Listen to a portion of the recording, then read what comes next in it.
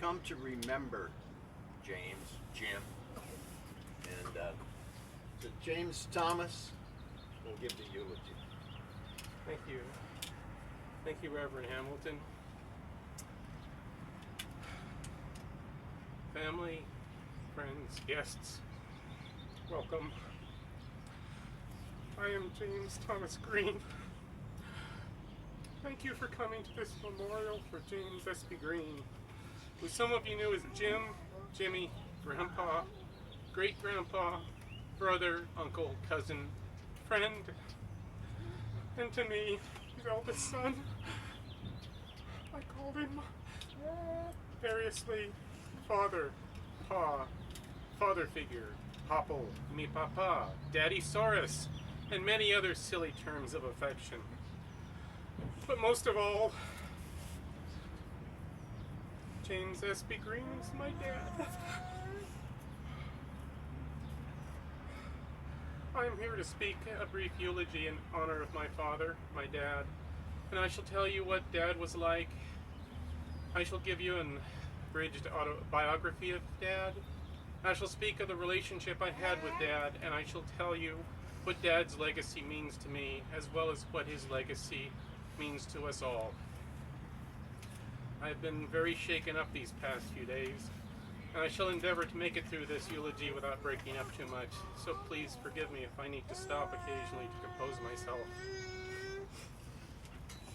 Dad was born in Heber Springs, Arkansas on April 26, 1927 to Thomas Alton Green and Florine Jenny McCord Green in the home of his maternal grandparents, James Buchanan McCord and Mary Catherine Beach McCord.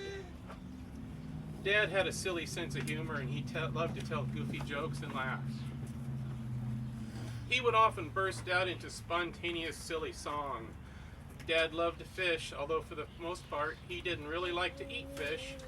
He let the rest of the family do that for him, and since I like fish, that was no problem for me. He loved to go on long drives in the countryside, and he would often go on by himself when he could drive. And later, when I was the driver, he enjoyed the scenery. Dad loved horses, probably because when he was a boy, his grandfather kept horses. When we went on those long drives, he'd get excited when we saw horses in the fields. He liked to go out in the desert and shoot bottles and cans with a small pistol or rifle. He loved trains and would go on and on about the locomotives he saw in person or on television. He preferred things simple. He would prefer a fast food hamburger to any sort of more exotic meal. Dad made friends easily and could charm almost anyone. When I went to various events where the people knew Dad when he wasn't with me, I would always be asked about how he was doing and why he wasn't there. I used to tell Dad he was the most popular person not at the party. Dad worked on the railroad between Kansas City and Arkansas in the summer between his junior and senior years of high school, and at summer 1944's end, Dad was offered a full-time railroad job, but instead he decided to finish high school and graduated from Jacksonville High School in Little Rock, Arkansas in 1945. Although Dad had a full basketball scholarship to the University of Arkansas, where he would have majored in history, Dad instead joined the U.S. Navy at age 17 during the waning days of World War II. Dad had to convince his reluctant father to sign the documents to allow him to enlist in the Navy as a minor in 1945, which he did. Dad never saw combat in World War II, as the war ended before he could be shipped into a war zone. Because of Dad's literacy and ability to do some typing, after completing boot camp in San Diego, the Navy forced Dad to become a yeoman, a sort of administrative assistant or secretary, although Dad protested as best he could because he wanted some other non-office bound job. Dad is a nuclear veteran.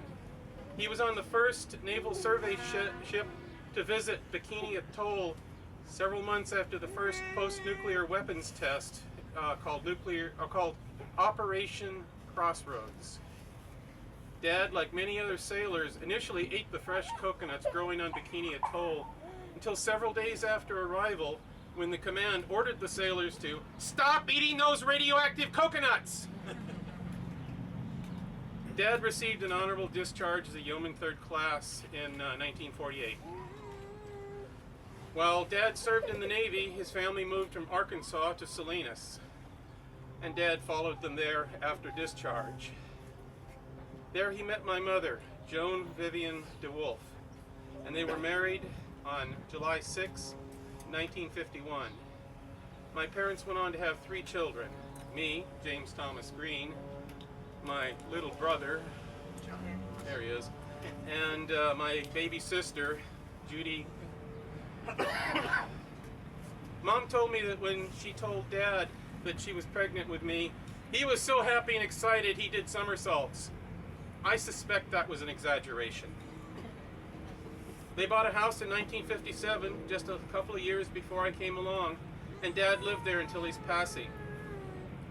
In addition to getting married in Salinas, Dad initially worked in the lettuce fields where he helped make produce boxes, and he loved to work out in the fields in the sunshine. He thought that was so much fun. Dad became a correctional officer at Soledad Prison and retired there as a correctional sergeant, and then went on to a second career as a correctional lieutenant at the prison in Jean, Nevada, from which he retired a second time. Dad's final career was as a security guard at Salinas Valley Memorial Hospital, from where Dad retired a third and final time following the passing of his wife, Joan, my mother, who is buried right here under this pile of dirt. I'm sure she wouldn't like that. After 21 years, she's finally going to have company. A few weeks after Mom's passing from cancer, I was diagnosed with cancer, and the initial prognosis was grim. There was only a slight chance I'd survive more than a few years, and I was only 34. I prepared to die. I went through some very dark times, and I gained a view of life and eternity that most young adults never contemplate at that early part of their life. The news that Dad might lose a child, coming just a few weeks after losing his wife, crushed him. Dad had gone with me to the hospital, and when I told him it's cancer, he slumped back against the hospital hall wall and started crying.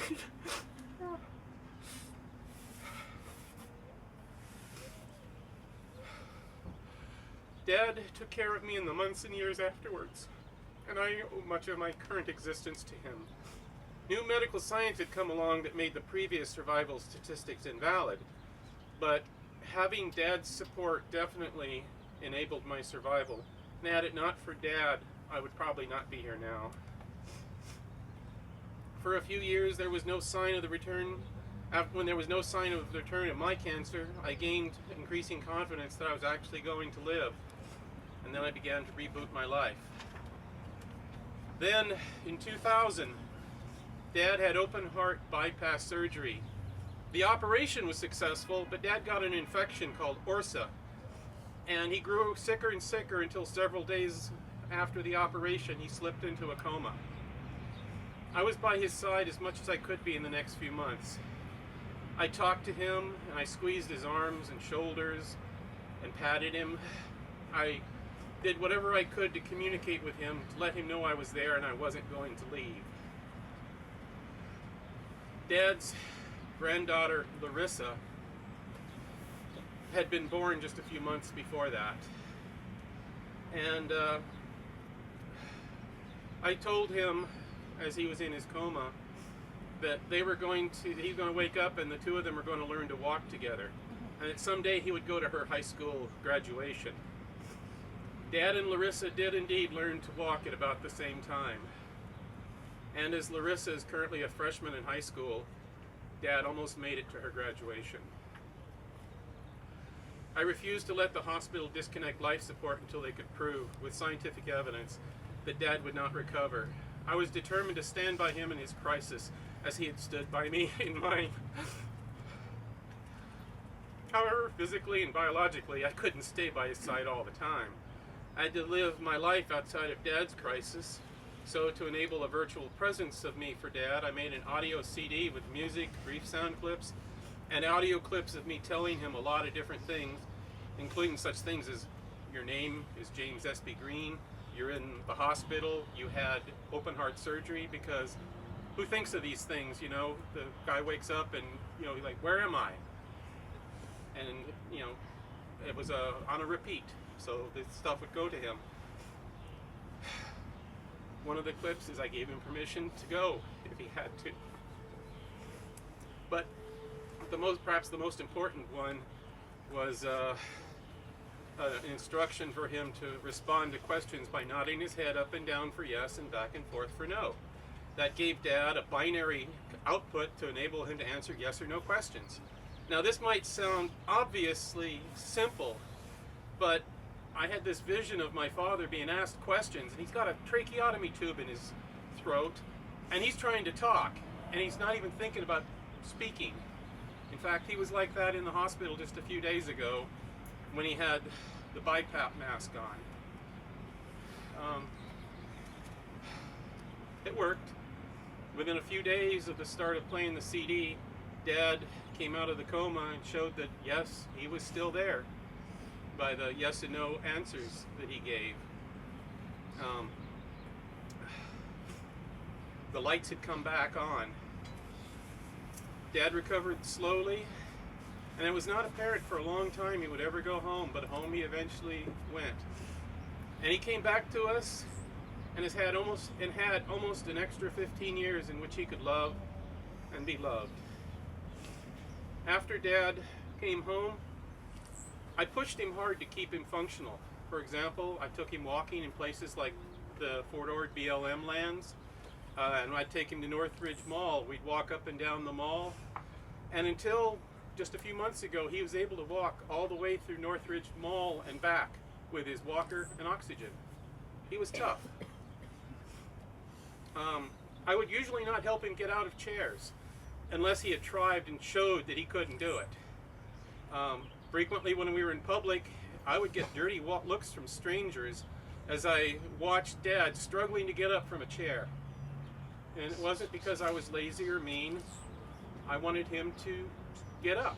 It's like how Stephen Hawking, the paralyzed physicist, before he became totally paralyzed, his wife had him crawl up the stairs by himself.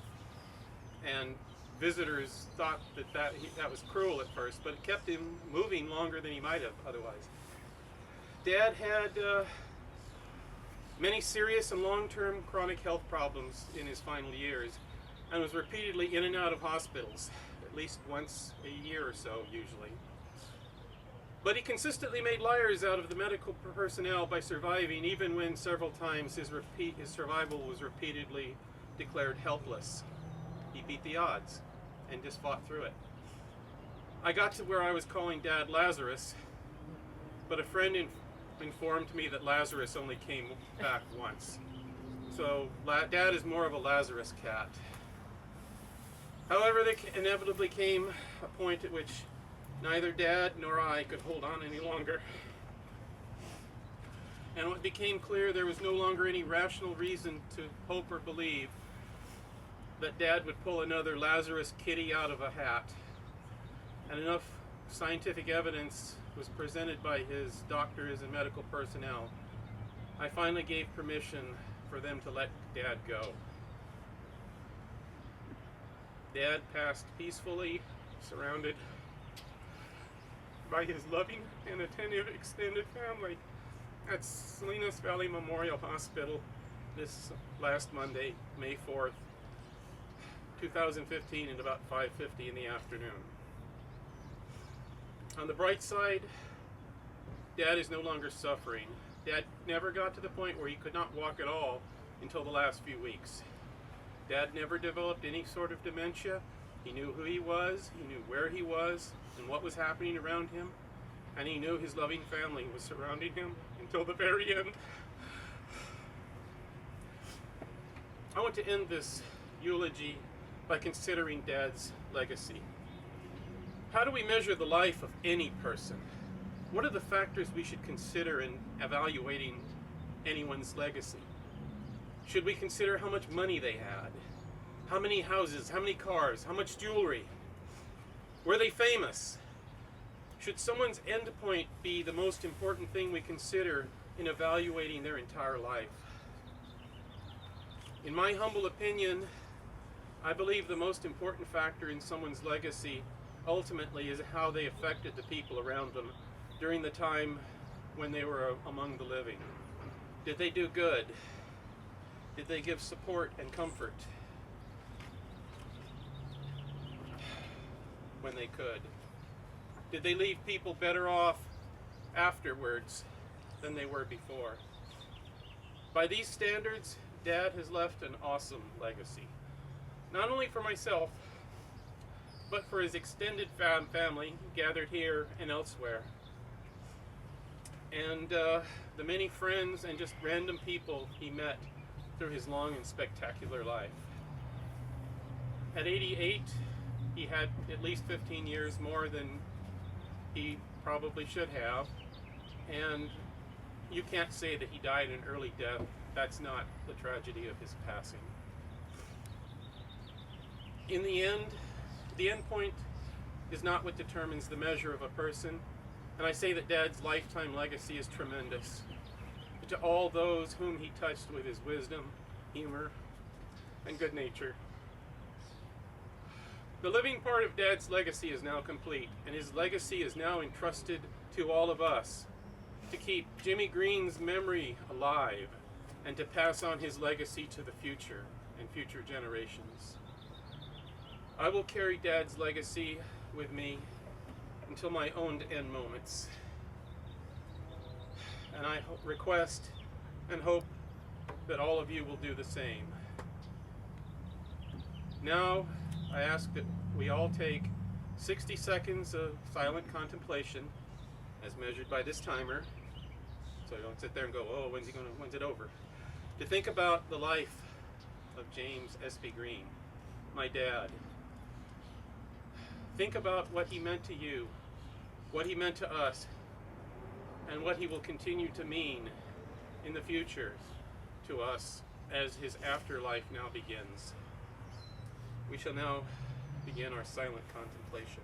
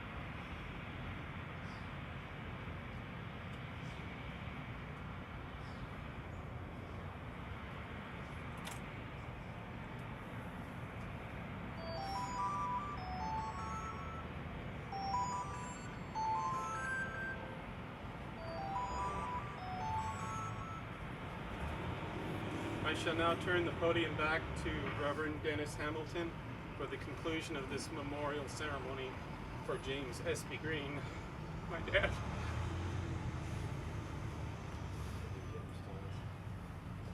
This is the time that if you'd like to say something, now's the time that you can just turn around and say it to everybody. You don't have to come up here. But is there anything, John or Joey, that you'd like to say?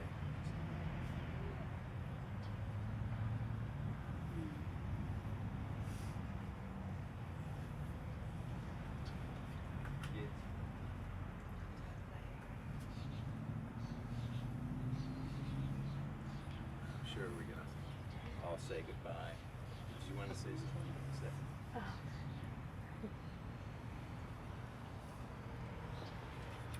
Mary Oliver says, look, the trees are turning their own bodies into pillars of light, are giving off the rich fragrance of cinnamon and fulfillment. The long tapers of cattails are bursting and floating away over the blue shoulders of the ponds. And every pond, no matter what its name, is nameless now. Every year, everything I have ever learned in my lifetime leads back to this. The fires in the black river of loss, whose other side is salvation, whose meaning none of us alive will ever know. To live in this world, you must be able to do three things. To love what is mortal, to hold it against your bones, knowing your own life depends on it. And when time comes to let it go, to let it go. That time is here to have Jimmy join his beloved wife of 43 years, and she's been waiting for 21 years for him to join her. And so we can give our blessings on that, on him. So let us pray. O source of all, beyond life and death, we commend Jim Green back to you. Jim is a faithful and loving man. He earned his keep, loved his family, lived a good life. Now his struggle with health has ended and he returns to you, O God, the source of all life. To you, his family, who remain to remember him, may he always be with you in the wind and the sun's warmth. May he visit you in the cool drops of rain soothing the earth, the flowers that remember every spring. And may he be safe in your hearts at rest and in your embrace and alive in your memories to the end of your days. And when you look around and see this family, the people and the friends that he's affected, the friendship that he's extended, the love, and the progeny, remember him. May he never be forgotten. And now peace, O hearts, let the time of parting be sweet. Let it not be a death, but completeness. Let love melt into memory and pain into song. And stand still, O end, for a moment to say your last words in silence. So for just a moment, pray the prayer of your heart for Jim as he departs.